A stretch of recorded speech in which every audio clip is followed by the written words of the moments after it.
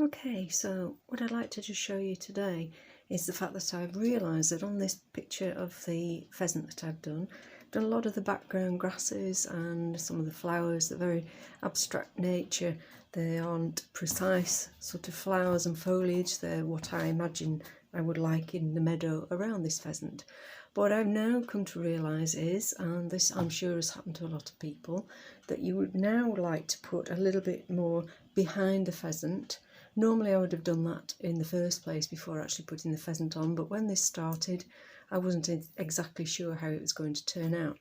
So there is a way around it, and the way that I've chosen is by using ordinary masking tape, just any brand that you can get, various widths. I would go for one that's sort of an inch wide rather than the very wide ones, because you need to be able to cover the bits of the foreground that you want hiding, and then it's not going to matter too much. You're not going to damage the bird, you're not going to spoil your painting. So that's the first part of this.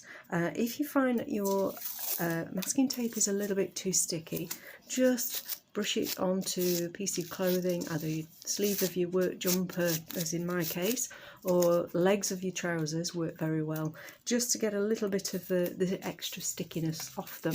And then you'll be able to cover just by ripping and placing carefully where you want each section to be covered. And then we will proceed to the next part, which is adding those grasses that we wanted putting in. Okay, so now you can see I've just added a couple more strips of masking tape to the body of this pheasant, because I want to just make sure that I don't catch any of the bits of the bird itself.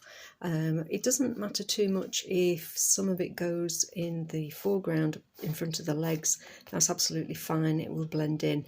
But what I want to concentrate on is getting some of the grasses coming up behind our bird, so that we have a little bit more interest going on in this background.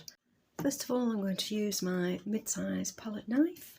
I've got a selection of different colours on my palette, which, as you can see, is an old chocolate box base.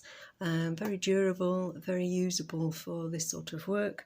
I can get quite a lot of colours on there and quite a lot of space to actually dip the knife in. So I'm just going to start with a sort of nice sap green. Put my knife in, spread it out a little bit. I have moistened this before I've started, so it should be ready to go. And then it's a question of really just applying the grasses where you want them to be, using the knife to pull them out. Don't forget we want to go a little bit behind the actual bird itself. Dip them in there. There's no fear of damaging the work that we've done, because we've already covered it adequately.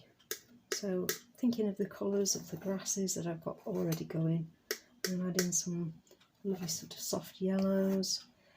Don't forget also that your knife has got two sides, so you might have, if you're right-handed, a lot of the paint predominantly on the left hand because you're doing that, but you can turn your knife over and actually use it the other way to get a different shape.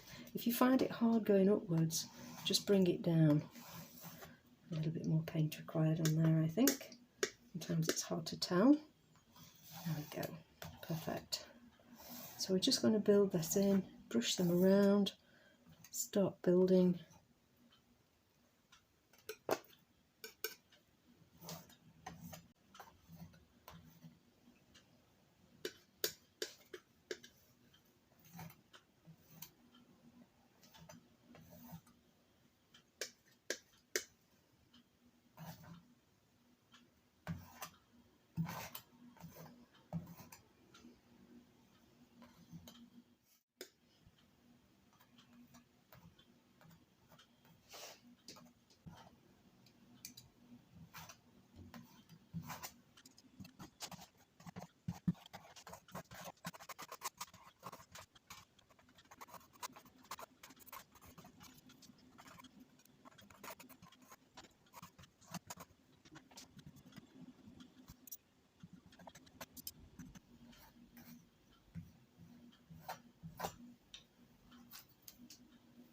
These are great to use as well. These are plastic gift cards, You might have received one, or sometimes you get shopping cards, and these are also really good for getting nice lines and effects. So same as with the other, you can dip the edge into your paint, pull it out a little bit, and again you get them really nice lines. You can make different shapes, different grasses.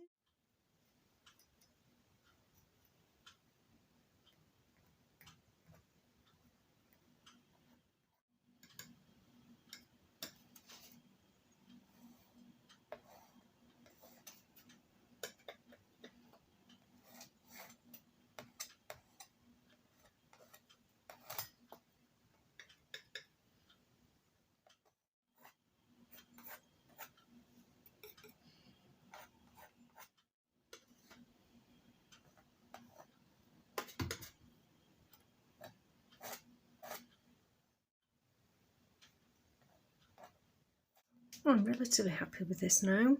However, I'm just going to add a few little bits more. Instead of using the palette knife, this time I'm actually going to use a fine liner.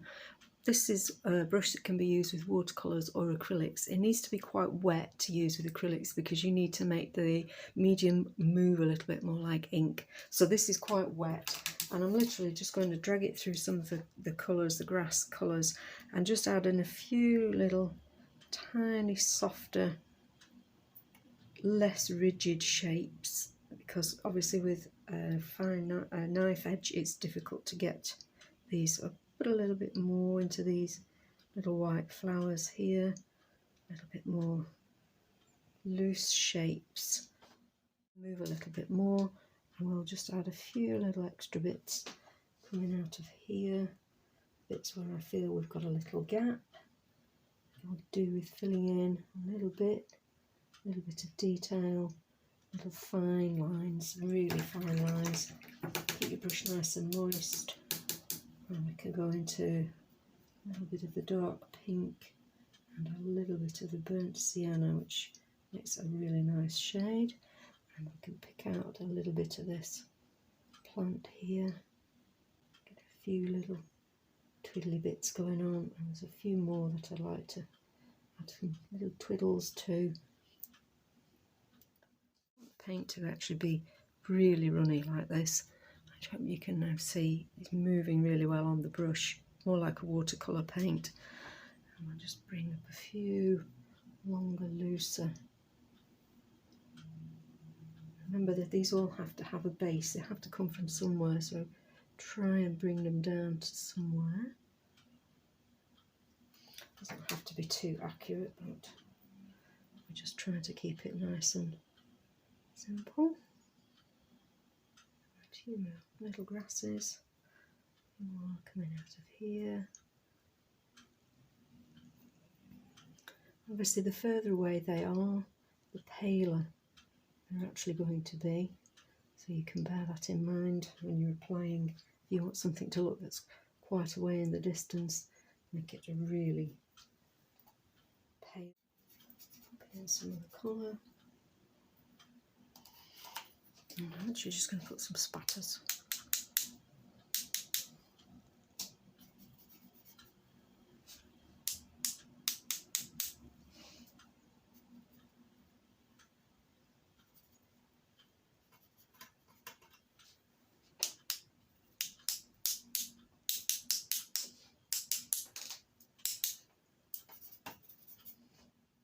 This is dry, all the paint that I put on is nicely dry, so it's just time now to take off our masking tape. So I'm trying to remember where to start. There we go. So it shouldn't, as I say, take off any of the paint that you've already put on.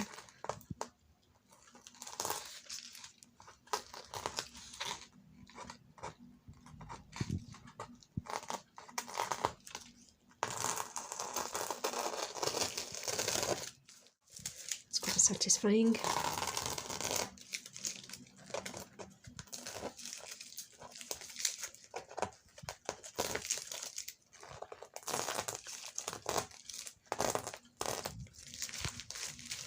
Quite happy with that.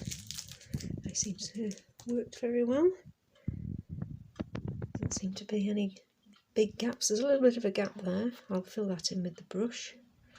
But on the whole, we've now got a good little bit of backdrop, whereas before we had sort of a large gap really. So I hope you've enjoyed that, and hope that's useful, and that you'll be able to use that technique if you find that you've got a problem and you've missed out some background. You've got the ability now to fill it in and make sure that whatever you put at the front is not affected. Thanks ever so much for listening and watching, and I'll see you next time.